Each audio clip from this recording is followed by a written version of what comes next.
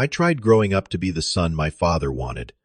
Harold Thompson, self-made real estate mogul, cold and demanding, since my mother died when I was 8. Nothing I did was ever good enough. When he passed away last month, I sat in his lawyer's office expecting nothing.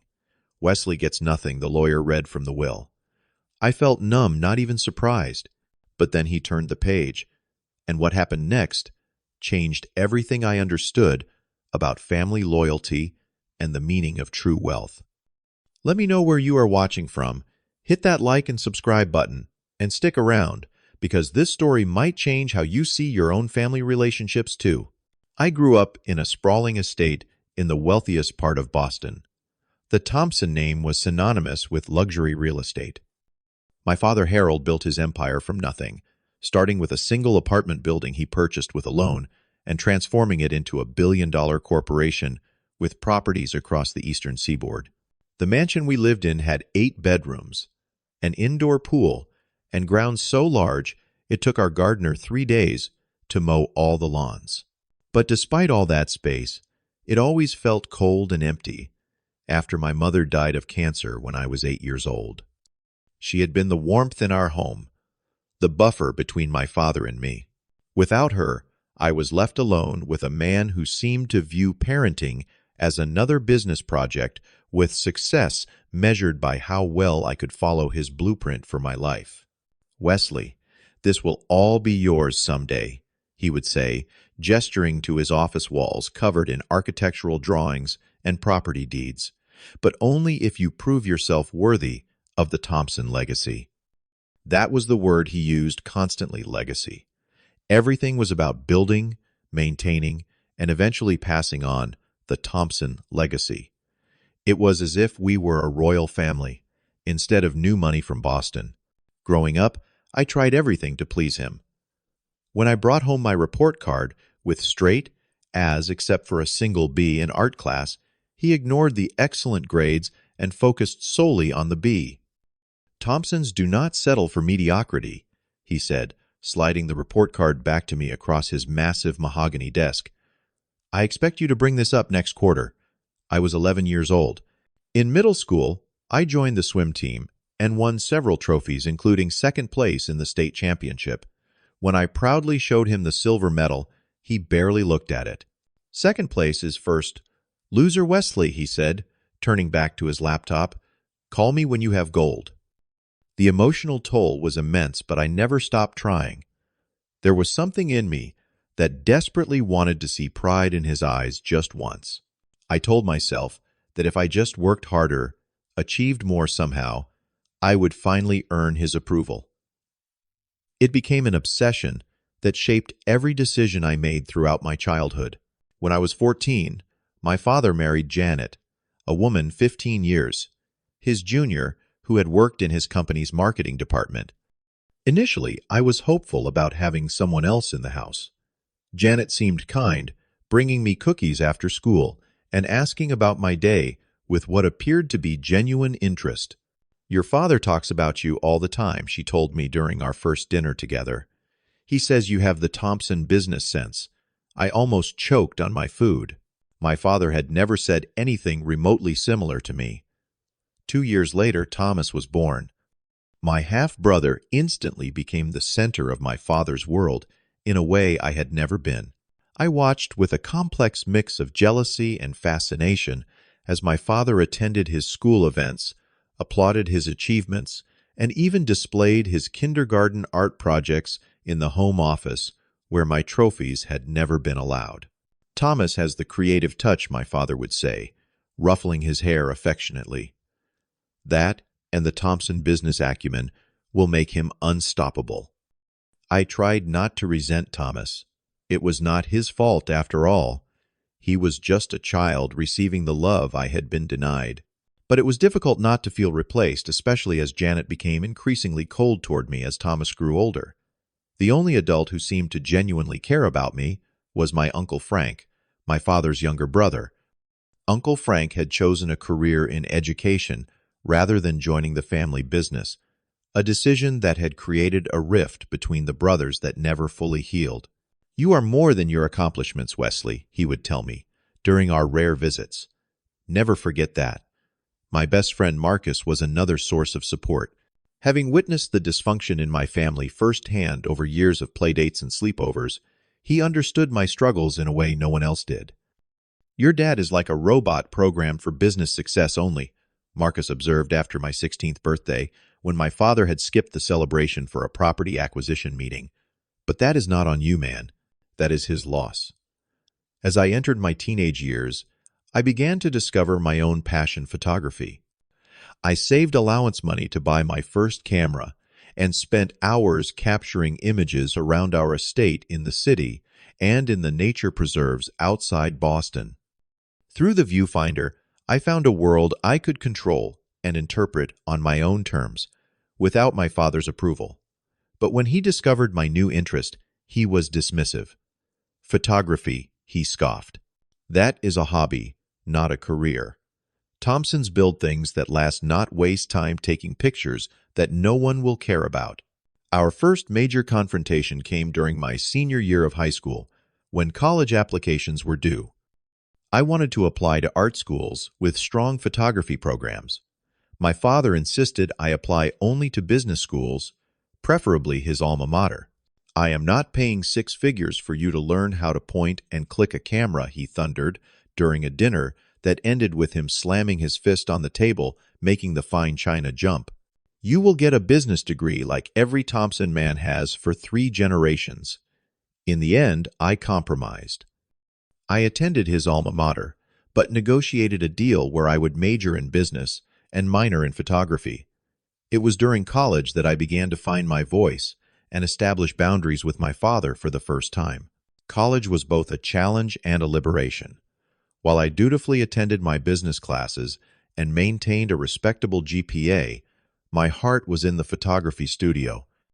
I spent more time in the darkroom than the library, watching with quiet amazement as images emerged on paper in chemical baths, entire worlds created through my lens and vision.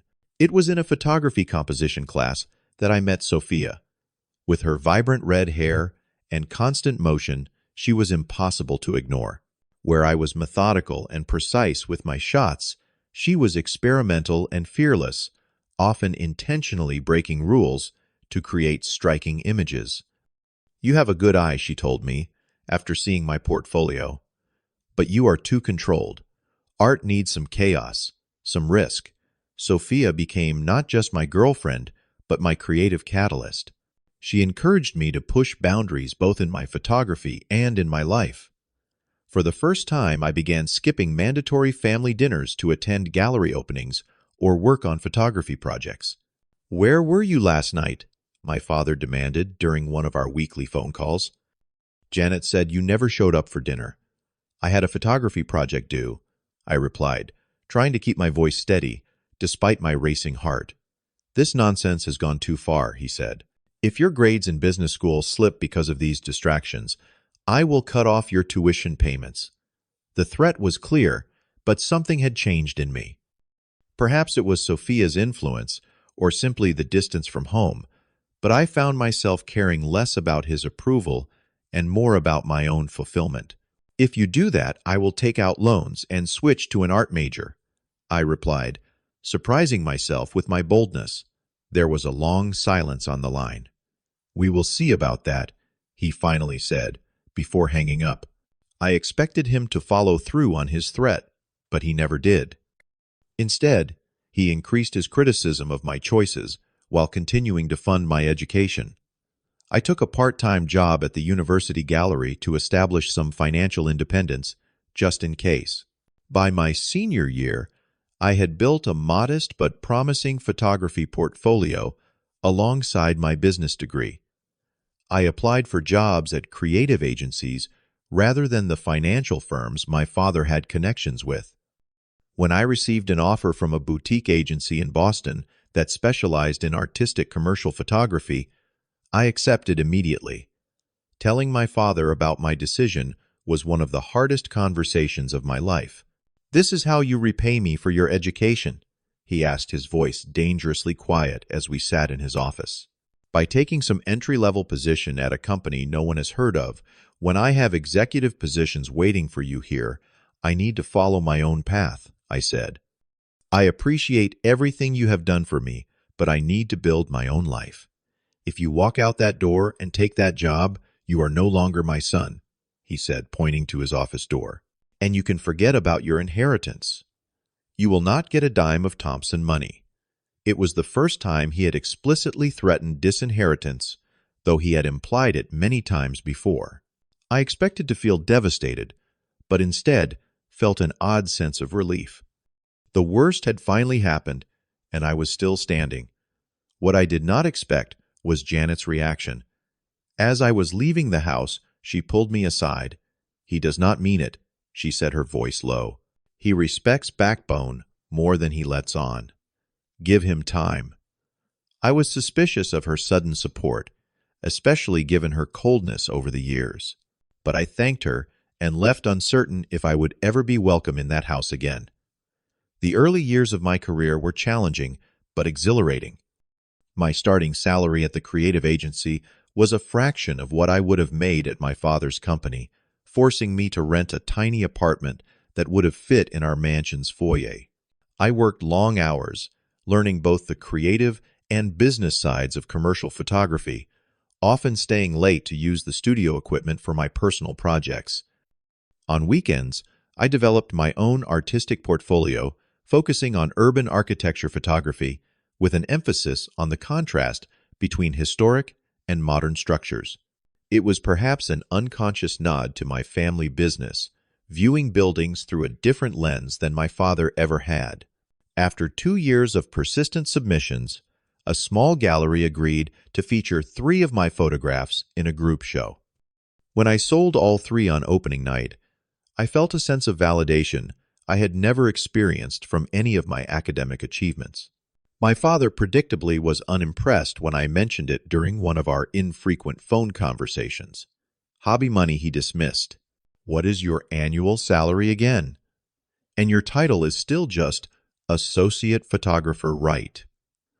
Our relationship had settled into a cold war of sorts. I would visit the family home for major holidays, enduring his subtle jabs about my career choices while he pretended to take an interest in my work. Thomas, now a teenager, watched our interactions with curious eyes, occasionally asking me questions about photography when our father was out of earshot. 3 years into my career, an unexpected crisis brought me back into the family business orbit. My father's company had made several risky investments in overseas properties that were underperforming severely. The company's traditional marketing approaches were failing to attract investors or buyers for these troubled assets. I received a call from my father on a Sunday morning, something that never happened. "Wesley," he said, his voice lacking its usual commanding tone, "I need your input on something." He explained the situation, and in what must have cost him considerable pride, asked if I would be willing to help create a new marketing campaign for the properties using my artistic approach, as he reluctantly put it. Despite our difficult history, I agreed. Part of me wanted to prove my worth to him, and another part simply wanted to help. For the next 3 months, I worked at my regular job during the day and spent evenings and weekends developing a comprehensive visual marketing strategy for my father's company. The campaign I created featured stunning architectural photography, highlighting the unique features of each property, paired with storytelling elements about the local communities and cultures. It was a radical departure from the company's usual corporate approach, and several executives opposed it initially. But with the company facing potential bankruptcy, my father overruled the objections and implemented my strategy. Within 6 months, all but one of the troubled properties had sold, stabilizing the company's finances. I expected some acknowledgement from my father, perhaps even an admission that my hobby had actual business value. Instead, at the company celebration dinner, he publicly thanked his excellent executive team for their innovative thinking, never mentioning my contribution. Janet cornered me at the bar afterward. "He is too proud to say it, but he knows you saved the company," she said, her words slightly slurred from champagne. "He talks about your campaign at home all the time." I nodded politely, but did not believe her. The pattern was too familiar, the disappointment too predictable. That evening, as I was gathering my portfolio materials to leave, my father's longtime assistant Marge stopped me. "He kept these in his desk drawer," she whispered quickly, handing me a folder before walking away. Inside were printouts of my photography website pages and newspaper clippings of gallery showings I had participated in over the years. Some had dates from when I was still in college. My father, it seemed, had been following my career all along, even while pretending indifference. Around this time, my relationship with Sophia had evolved into discussions of marriage. She had built a successful career as an art director at a different agency, and we had moved in together a year earlier. "Have you thought about how you want to include your family in the wedding?" she asked one night, as we discussed potential venues. "I know things are complicated with your father. I want him there," I admitted. "Despite everything, he is still my father." Sophia encouraged me to use the wedding planning as an opportunity to rebuild our relationship. "Life is too short for these estrangements," she said. "You do not have to agree with his choices or him with yours to have a relationship." I began making more regular visits to the family home, bringing my portfolio to show Thomas now actively interested in both photography and business. My father would occasionally pass through the room during these sessions, pretending to look for something while clearly listening to our conversations. One evening, as I was leaving after dinner, my father walked me to the door, something he had never done before. "The company is considering establishing an in-house creative department," he said casually, "mostly for marketing materials, property presentations, that sort of thing." "That sounds like a good idea," I replied, unsure where he was going with this. "We would need someone to run it," he continued, not quite meeting my eyes. "Someone with both creative and business background." I realized he was in his roundabout way offering me a position that would bridge both our worlds. It was the closest he had ever come to acknowledging the value of my chosen path. "I will think about it," I said, not wanting to give him an immediate answer. As I was driving home, I noticed a car I did not recognize leaving our estate. Over the next few weeks, I spotted the same vehicle several times, usually with my father and a man I did not know, entering or leaving our family attorney's office building downtown. When I asked Janet about it during a family dinner, she became visibly uncomfortable. "Your father is always conducting business," she said dismissively.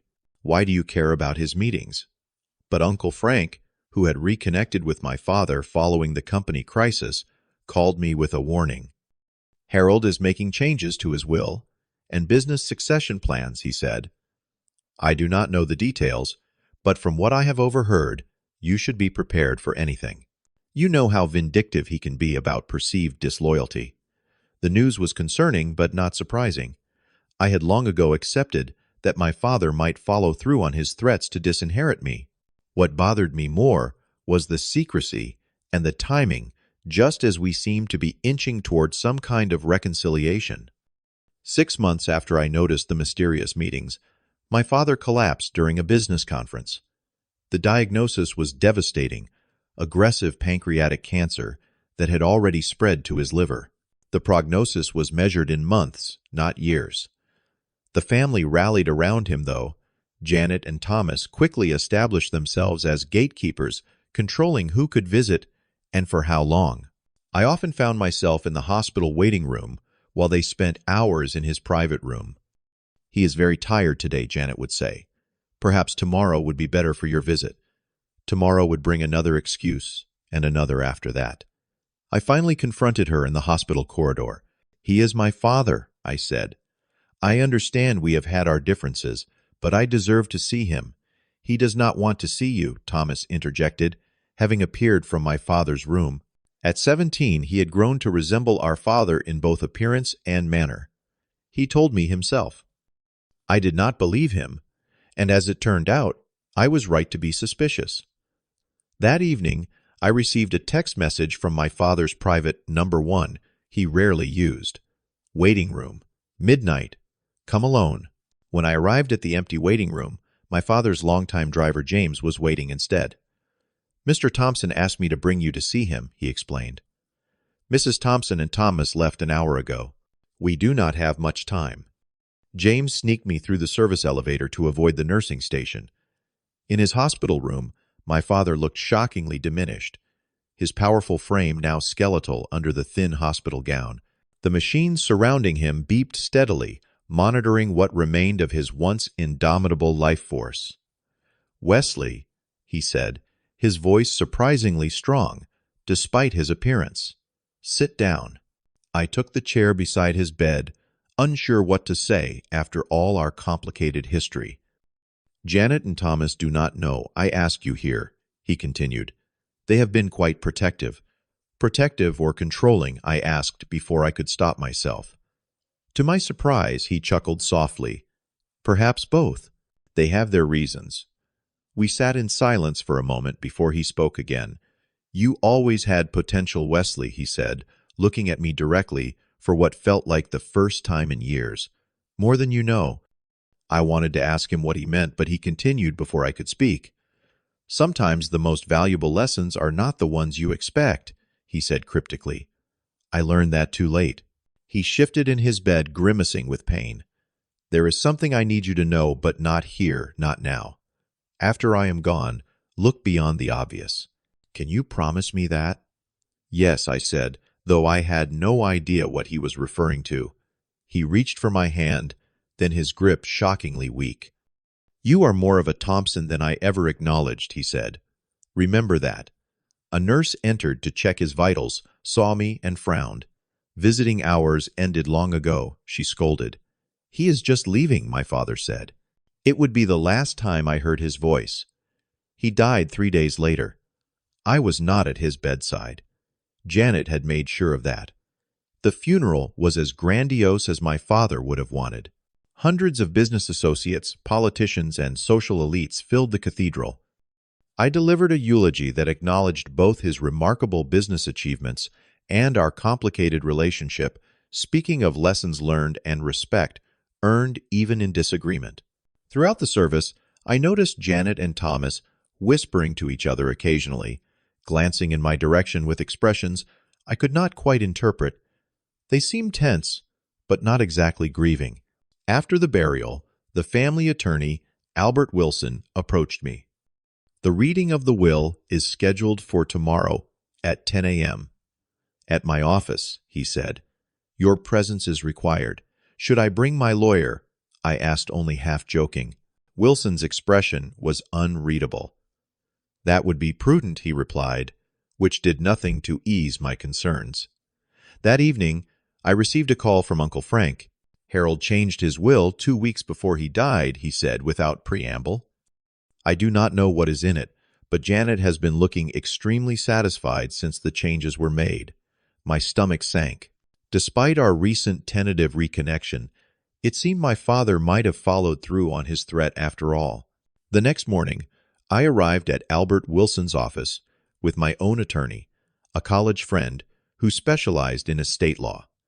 Janet and Thomas were already there, both dressed in black, but neither looking particularly somber.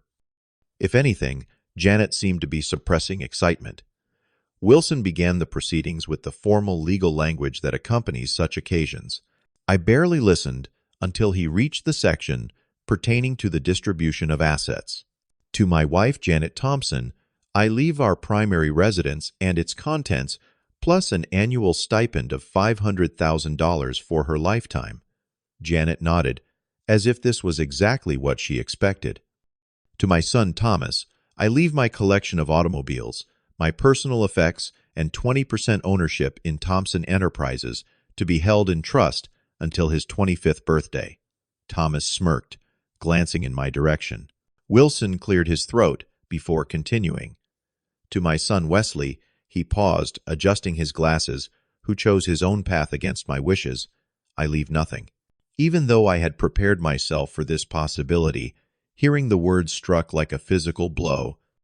Janet did not even attempt to hide her smile now, while Thomas looked smugly triumphant. I sat there numb with resignation. It was the final rejection from a man who had never been able to accept me for who I was, rather than who he wanted me to be. But then Wilson turned the page, and the strangest expression crossed his face. It almost looked like satisfaction. However, he continued his voice, taking on a stronger tone, as Wesley demonstrated true character by building his own success. Despite my disapproval, I established a separate trust in his name, containing my original fortune and founding properties valued at approximately $800 million. The room went completely silent. Janet's smile vanished, replaced by shock and then rapidly building fury. Thomas stood up, his face flushed. "That is impossible," he sputtered. "Dad would never." Wilson raised his hand. "There is more," he said, continuing to read. "The newer acquisitions and developments of Thompson Enterprises, valued at approximately $200 million, are to be divided as previously stated.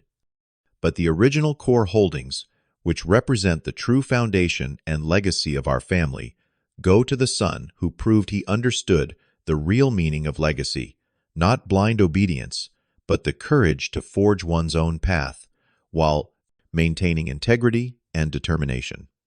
He looked up at me. "Your father amended his will after his diagnosis with a special codicil that it was not to be discussed with anyone, including other family members." Janet was on her feet now. "This is fraud. Harold would never do this. Wesley must have manipulated him when he was medicated and confused." Wilson shook his head. "I personally witnessed Harold's signature and verified his mental competence. The changes are legally binding and reflect his final wishes." "We will contest this," Janet hissed, grabbing her handbag. "Come, Thomas. We need to call our lawyers immediately." They stormed out, leaving me alone with Wilson and my attorney.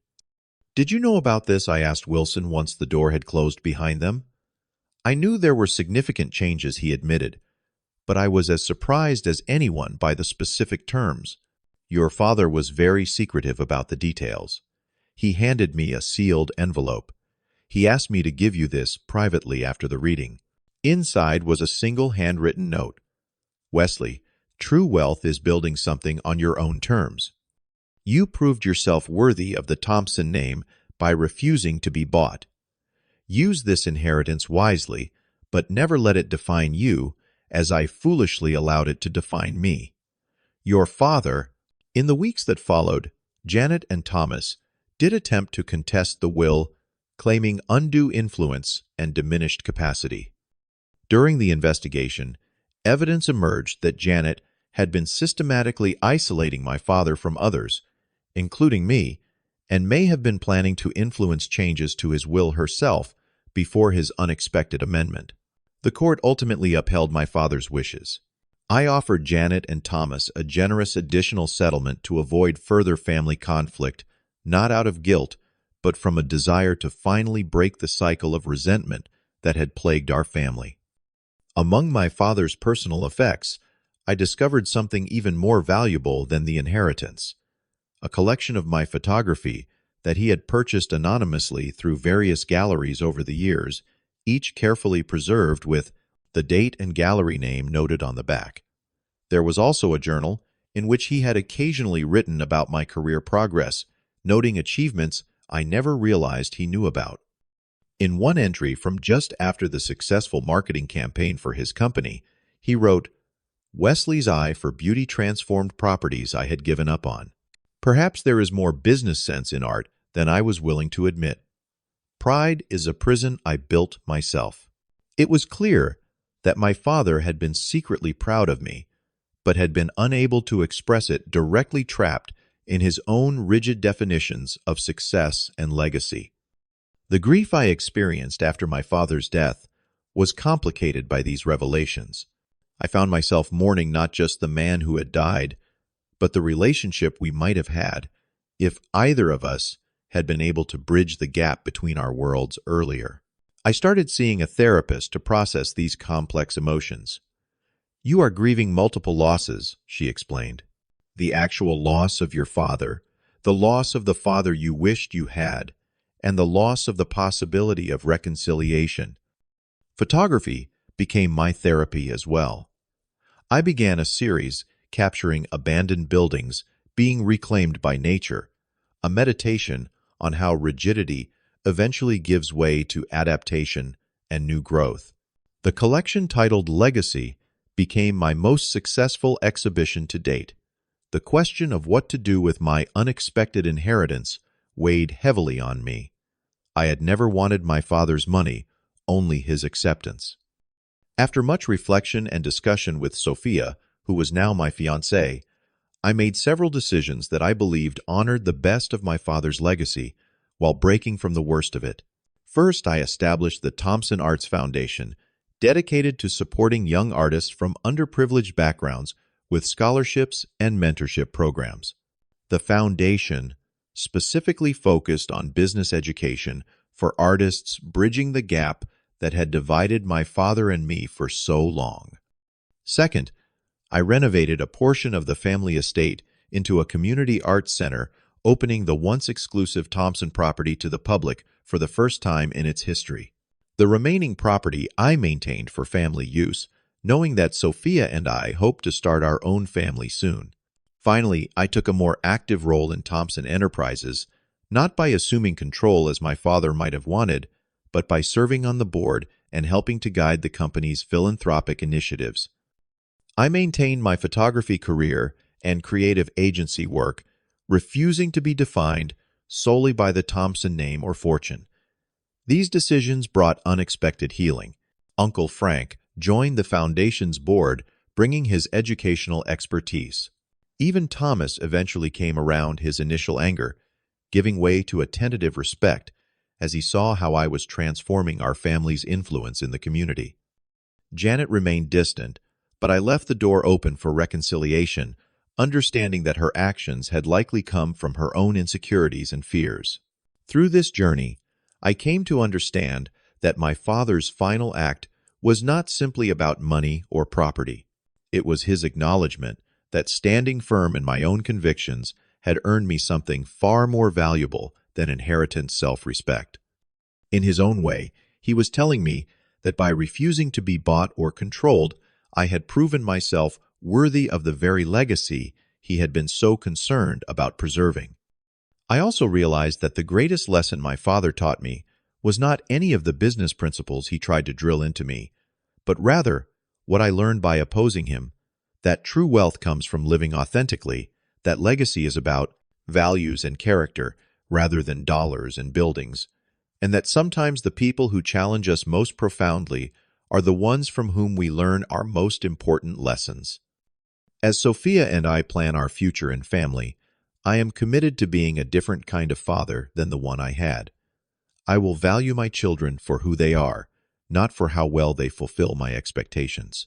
I will recognize that their independence is not rejection, but the greatest success a parent can hope for, and I will tell them often that they are loved words I never heard from my father until I read them in a journal after his death. I sometimes wonder what my father would think of the choices I have made with his inheritance. I like to believe he would approve of the balance I have found between honoring our family name and transforming its meaning for a new generation. In the end, perhaps, that is the truest form of legacy, not preservation, but evolution. Have you ever discovered that someone in your life secretly respected or supported you, even while seeming to disapprove? Or have you experienced a moment that completely changed your understanding of a difficult relationship? Share your said story in the comments below. If this resonated with you, please like this video, subscribe to hear more stories about family relationships and personal growth, and share with someone who might be struggling with their own complicated family dynamics. Thank you for listening, and remember that sometimes the most profound understanding comes after the greatest challenges.